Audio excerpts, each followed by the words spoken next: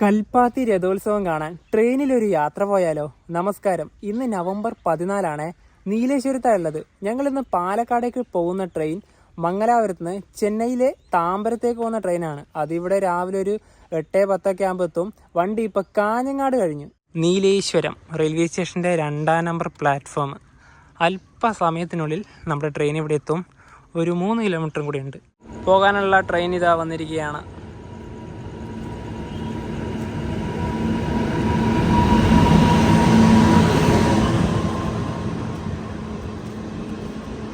ഞങ്ങളുടെ coach സ്ലീപ്പറാണ്, S4.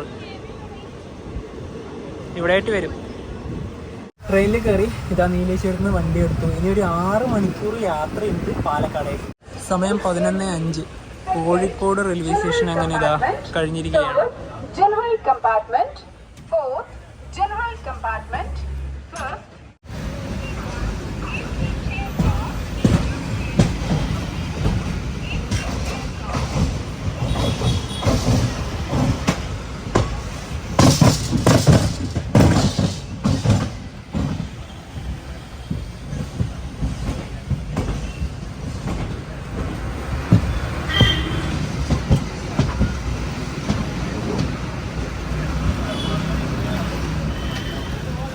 പന്ത്രണ്ട് 50 train അങ്ങനെ ഷൊർണൂർ ജംഗ്ഷൻ റെയിൽവേ സ്റ്റേഷനിലേക്ക് എത്തിയിരിക്കുകയാണ്. ഇത് 4-ാം നമ്പർ പ്ലാറ്റ്ഫോമാണ്. അതുപോലെ തന്നെ നീലേശ്വരത്ത് നിന്ന് പാലക്കാടേക്ക് സ്ലീപ്പർ ക്ലാസ്സിൽ ഒരാൾക്ക് വന്ന ടിക്കറ്റ് ചാർജ് 195 രൂപയാണ്.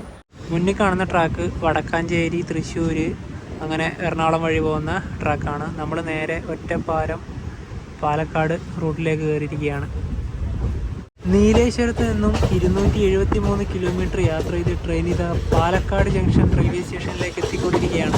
സമയം 2:05.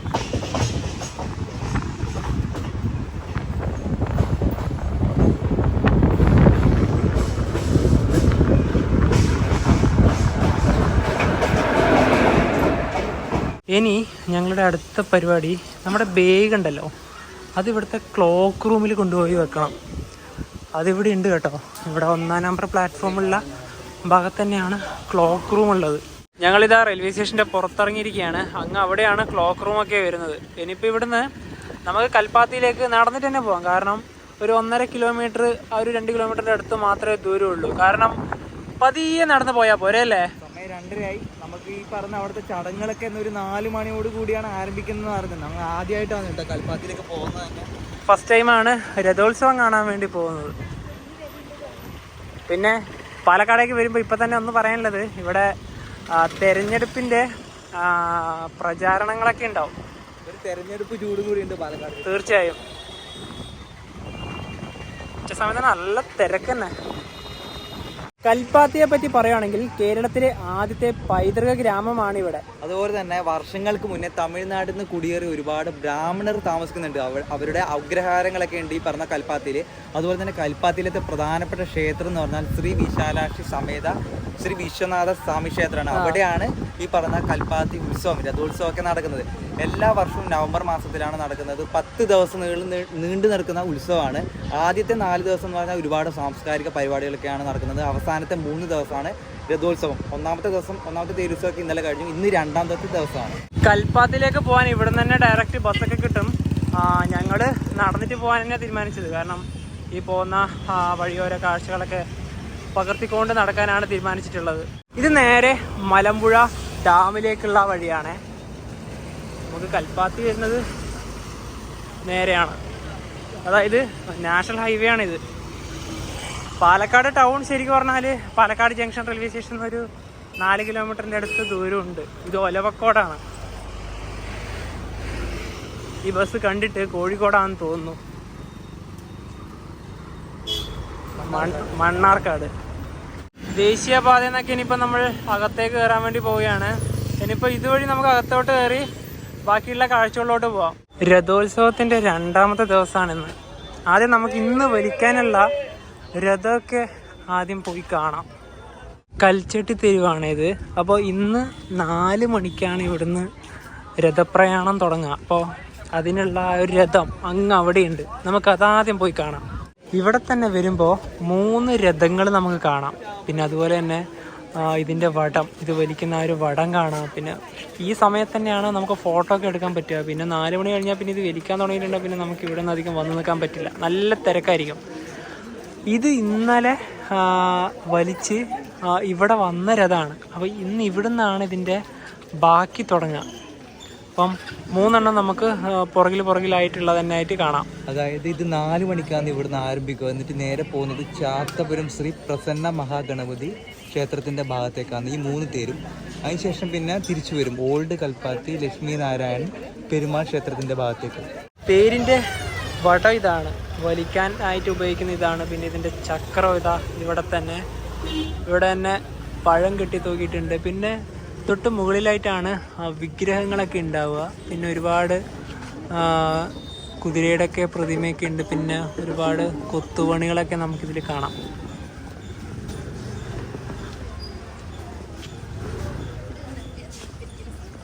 ആദ്യം കണ്ട രഥമില്ലേ, അതാണ് ഇവിടുത്തെ വലിയ രഥം.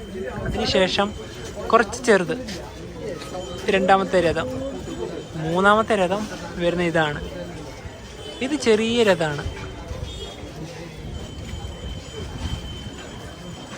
പക്ഷെ ചെറിയ രഥം എന്ന് പറയുമ്പോൾ അത്ര ചെറുതൊന്നല്ല കേട്ടോ. നമ്മൾ നോക്കി കാണുമ്പോൾ വലിയ രഥം തന്നെയാണ്. പക്ഷെ ഇതിൻ്റെ 3ൻ്റെയും ഇത് പറയുമ്പം ഏറ്റവും വലുത് ആ തൊട്ട് മുന്നിൽ കാണുന്ന അത് തന്നെയാണ്. മന്തക്കര ഗണപതി ക്ഷേത്രത്തിൽ ഒരു തേരും കൂടെ ഉണ്ട്, അതും കൂടെ നമുക്ക് പോയി കാണാം. കാരണം ഇതൊക്കെ വലിക്കുന്നതിന് മുന്നേ തന്നെ നമുക്ക് നല്ല രീതിയിൽ ഇപ്പം തന്നെ പോയാൽ ഇതിൻ്റെ ഫോട്ടോയും വീഡിയോ ഒക്കെ എടുക്കുക. പിന്നെ വലിക്കാൻ തുടങ്ങിയിട്ടുണ്ടെങ്കിൽ പിന്നെ നമുക്കിതൊന്ന് ഇത്ര അടുത്തൊന്നും കാണാൻ പറ്റില്ല. അപ്പോൾ അവിടത്തേക്ക് പോകേണ്ട വഴി ഇതുവഴിയാണ്. കൽപ്പാത്തിയിലെ പ്രധാനപ്പെട്ട ക്ഷേത്രം ഇതാണ്, ശ്രീ വിശാലാക്ഷി സമേത ശ്രീ വിശ്വനാഥ സ്വാമി ടെമ്പിൾ. അപ്പോൾ തേരിൻ്റെ സംഗമൊക്കെ ഉണ്ടാവുന്നത് ഈ ഭാഗത്താണ്. നമുക്ക് ഇതുവഴിയൊക്കെ ഇനി മുൻഭാഗത്തേക്ക് നടക്കാം.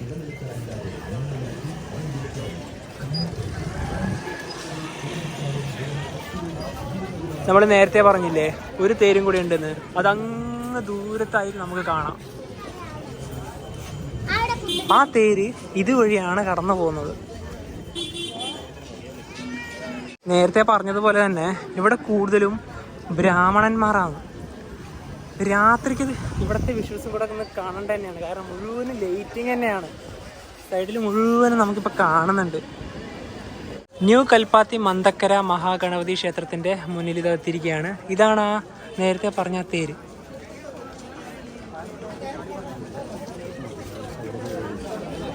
നേരത്തെ കണ്ട പോലെ തന്നെ വടങ്ങൾ നമുക്കിവിടെ കാണാം.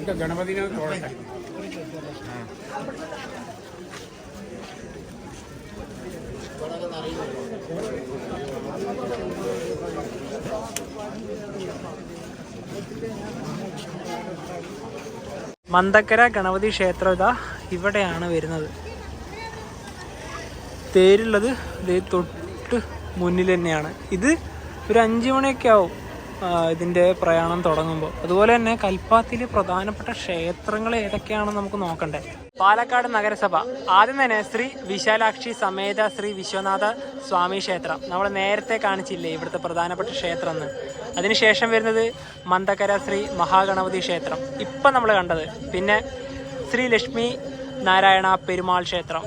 അത് കഴിഞ്ഞാൽ പിന്നെ ചാത്തപുരം ശ്രീ പ്രസന്ന മഹാഗണപതി ക്ഷേത്രം. അപ്പോൾ ഇത്രയും ക്ഷേത്രങ്ങളാണ് ഇവിടെ ഉള്ളത്. നമ്മൾ തേര് വലിക്കുന്നതൊക്കെ കാണുന്നത് ഇവിടെ നല്ല കേട്ടോ. നമ്മൾ നേരത്തെ പ്രധാനപ്പെട്ട 3 തേരുകളെ കണ്ടില്ലേ, നമുക്ക് അവിടെ നിന്ന് തന്നെ അത് പോയി കാണാം. കാരണം അതാണ് ഇവിടുത്തെ പ്രധാനപ്പെട്ട തേര്.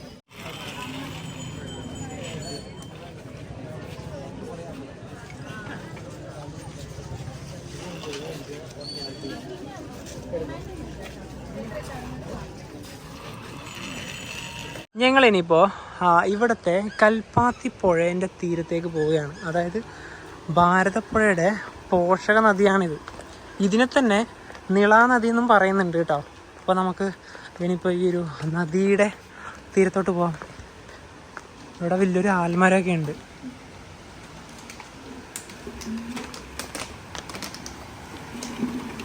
നല്ല ഒഴുക്കുണ്ട് കേട്ടോ. പിന്നെ നദിയുടെ അങ്ങ് അതിലൂടെയൊക്കെ നമുക്ക് പോകാനുള്ള ഓപ്ഷനൊക്കെ ഉണ്ട്. രഥത്തിൻ്റെ പ്രയാണം തുടങ്ങിയില്ലല്ലോ, അപ്പോൾ അതുവരെ ആൾക്കാർക്ക് ഇവിടെയൊക്കെ വന്ന് സമയമൊക്കെ ചിലവഴിക്കാമല്ലോ. നടന്നു പോകാനുള്ള വഴി തന്നെയാണിത്. എത്രയോ ആൾക്കാർ വരുന്നുണ്ട്. ഇവിടെ നല്ല ശാന്തമായിട്ടാണ് വെള്ളമുള്ളത്. ഇവിടെ എത്തുമ്പോൾ ഇതാ നല്ല ഒഴുക്ക്. ഇങ്ങ് അവിടെ ഏതാ മലനിരകൾ. എന്തു വ്യൂ ആണെന്ന് നോക്കിയതാ.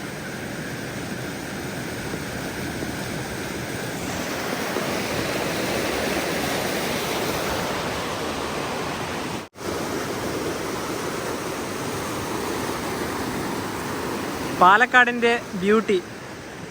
തൊട്ടു മുന്നിലായി മറ്റൊരു ക്ഷേത്രം കാണാം. ശ്രീ വരദരാജ പെരുമാൾ ക്ഷേത്രമാണ് ഇത്. പിന്നെ ഇവിടുത്തെ എല്ലാ വീടുകളുടെയും മുന്നിൽ നമുക്ക് കളം വരച്ചത് കാണാനായിട്ട് സാധിക്കുന്നതാണ്.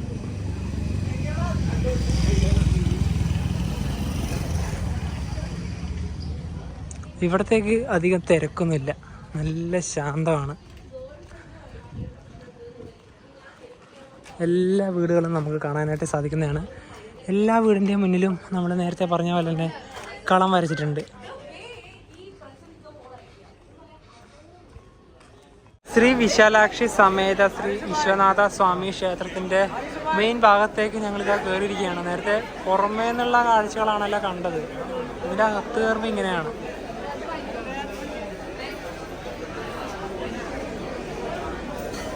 ഇതുവഴിയാണ് അകത്തോട്ട് കയറേണ്ടത്. നേരത്തെ കൽപ്പാത്തിയിലെ ക്ഷേത്രങ്ങളുടെ ബോർഡ് കണ്ടിട്ടുണ്ടായിരുന്നില്ലേ? അതിൽ 2 ക്ഷേത്രങ്ങളിലേക്ക് പോയി. ബാക്കി 2 ക്ഷേത്രങ്ങളുള്ള ഭാഗത്തേക്ക് ഇനിയിപ്പോൾ നടന്നു പോവുകയാണ്. ഇവിടെ ഒരു ക്ഷേത്രമുണ്ട്, പക്ഷെ ഇത് വലിക്കുന്ന തേരല്ല കേട്ടോ. ലക്ഷ്മി നാരായണ പെരുമാൾ ക്ഷേത്രമാണ് ഇവിടെ കാണുന്നത്. ഇതിൻ്റെ അകത്തേക്ക് നമുക്ക് ഇതിലൂടെയൊക്കെ പ്രവേശിക്കാൻ പറ്റും. ആദ്യത്തെ 3 ക്ഷേത്രങ്ങളിലും നമ്മളിപ്പോൾ പോയി. ഇനിയിപ്പോൾ അവസാനത്തെ ചാത്തപുരം ശ്രീ പ്രസന്ന മഹാഗണപതി ക്ഷേത്രം, അത് ഇതുവഴിയാണ്. ഞങ്ങളുണ്ടല്ലോ 2 ഐസ്ക്രീമുകൾ വാങ്ങിച്ചിരിക്കുകയാണ്. ഇത് പിസ്തയും ഇത് ഇളനീരുമാണ്. അപ്പോൾ കഴിച്ചോ, കുറേ നടന്നതല്ലേ. നമുക്ക് രഥപ്രയാണം തുടങ്ങാൻ ഇനി സമയമുണ്ടല്ലോ. സമയം നമുക്ക് ഒക്കെ വെച്ചിട്ടാണ് വാങ്ങിയത്. 4 മണിയായി. ഇനിയിപ്പോൾ ഇവിടുന്ന് തേര് വലിച്ചു തുടങ്ങും. ഇവിടെ 3 രഥങ്ങളാണ് ഉള്ളത്. ശിവൻ, മുരുകൻ, ഗണപതി എന്ന രീതിയിലാണ്. ആൾക്കാരൊക്കെ അതിൻ്റെ മുകൾ ഭാഗത്ത് തന്നെ കയറുന്നുണ്ട്. നല്ല വെയിലാണ്.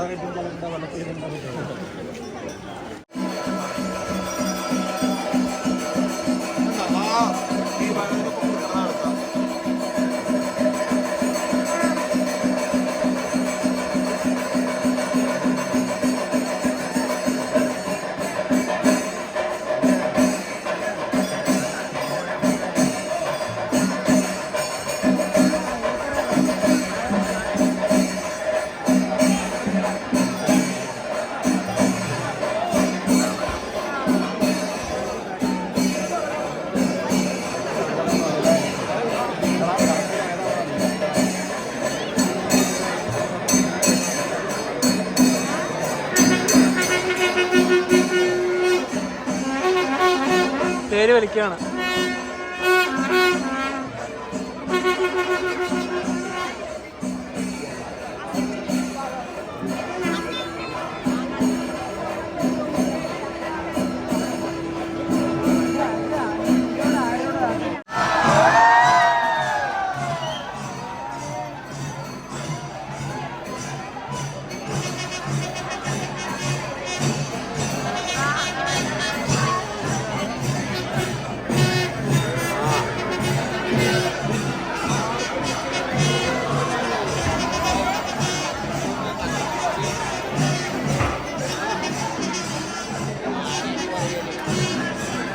ഇവിടെ ആനയുണ്ട്.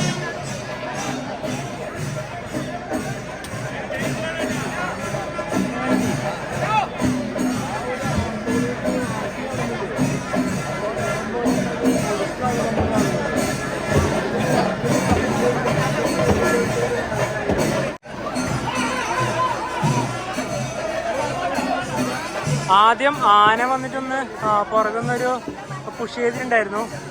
പിന്നീടാണിത് മൂവ് ചെയ്തത്.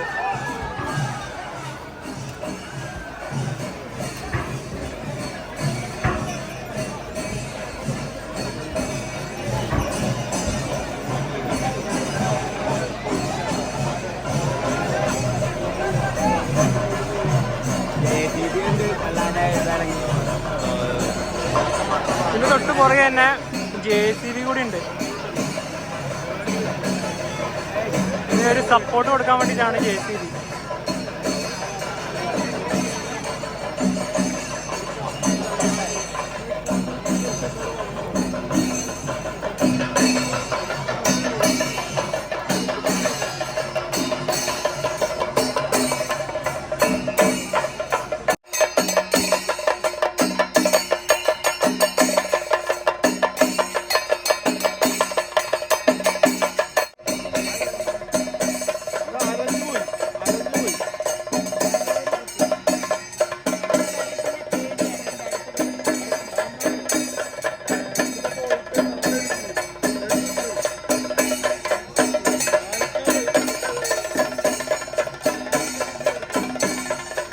രണ്ടാമത്തെ രഥം.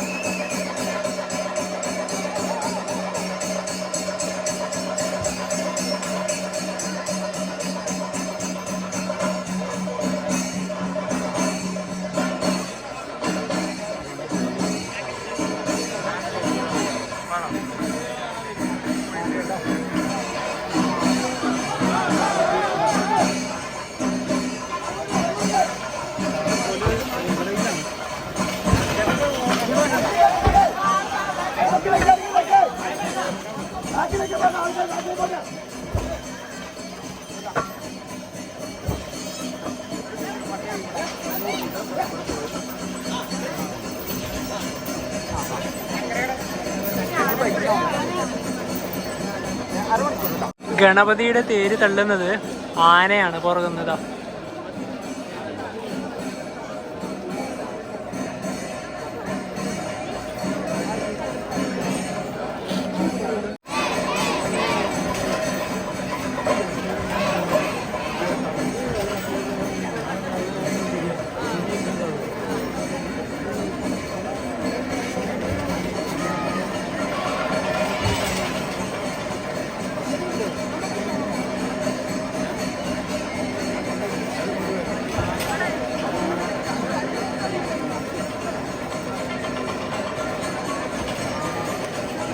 അവസാനത്തെ തേര്.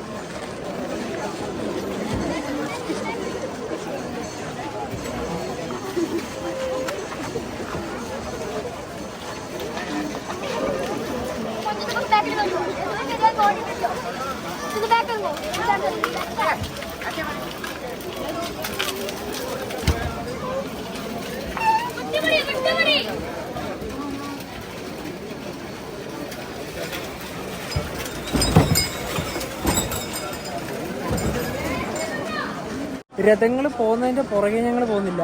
ഇത് എത്തുന്നൊരു ഭാഗമുണ്ട്, അവിടത്തേക്ക് ഇനി ഇതുവഴി പോവാം. ഞങ്ങളിനിയിപ്പോ കൽപ്പാത്തിയിലെ വിശ്വനാഥ ക്ഷേത്രത്തിന്റെ ഇവിടെയായിട്ടാണ് വന്ന് നിൽക്കുന്നത്. നമുക്കിനിയിപ്പോ ഇവിടുന്ന് കുറച്ചുകൂടെ മുന്നോട്ട് പോയിട്ട് ആ തേര് വരുന്നതൊക്കെ കാണാം. 5:20 ഇനിയിപ്പോ തേര് വരുന്നത് ഇതുവഴിയാണ്. ഇപ്പോഴൊന്നും എത്തൂല. രണ്ട് ഭാഗങ്ങളിലും കടകളൊക്കെ കാണാം നമുക്ക്.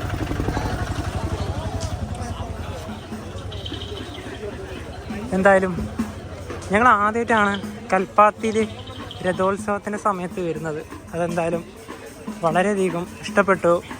നല്ല രീതിയിൽ തന്നെ ആസ്വദിക്കാനും പറ്റി.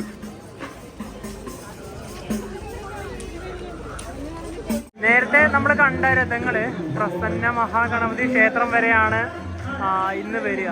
അപ്പോൾ അതിന് തൊട്ട് മുന്നിലേക്കൂടെ അതാ വരുന്നത് നമുക്ക് കാണാം.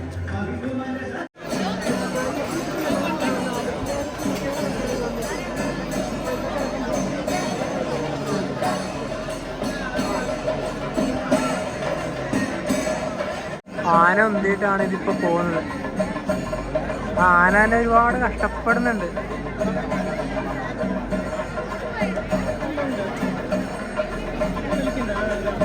തേരിൻ്റെ പുറകെ തന്നെ ഞങ്ങൾ നടക്കുകയാണ്. നല്ല തിരക്ക്.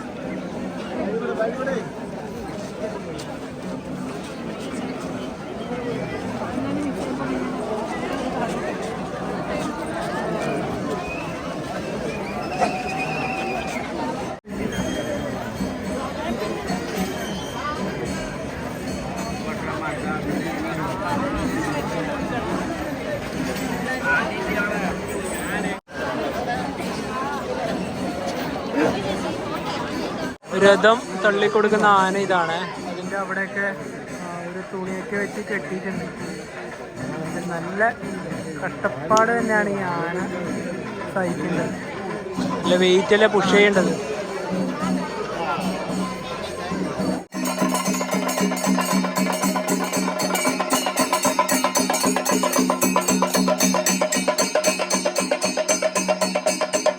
ചാത്തപുരം ശ്രീ പ്രസന്ന മഹാഗണപതി ക്ഷേത്രം. ഇവിടം വരെയാണ് ഇന്ന് തേരുകൾ വരിക. ഇവിടെ വന്ന് സമാപിക്കും.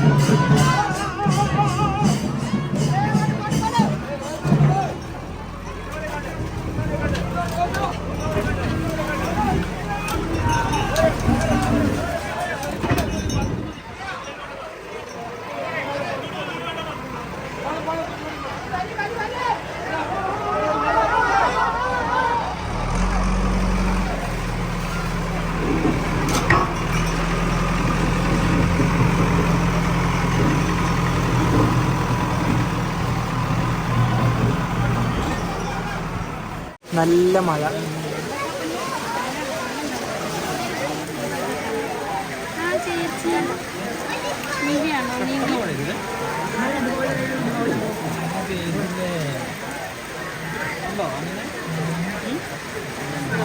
ഇത്ര നേരം നല്ല മഴയായിരുന്നു. ഒരു അരമണിക്കൂറോളം അവിടെ കയറുന്നു.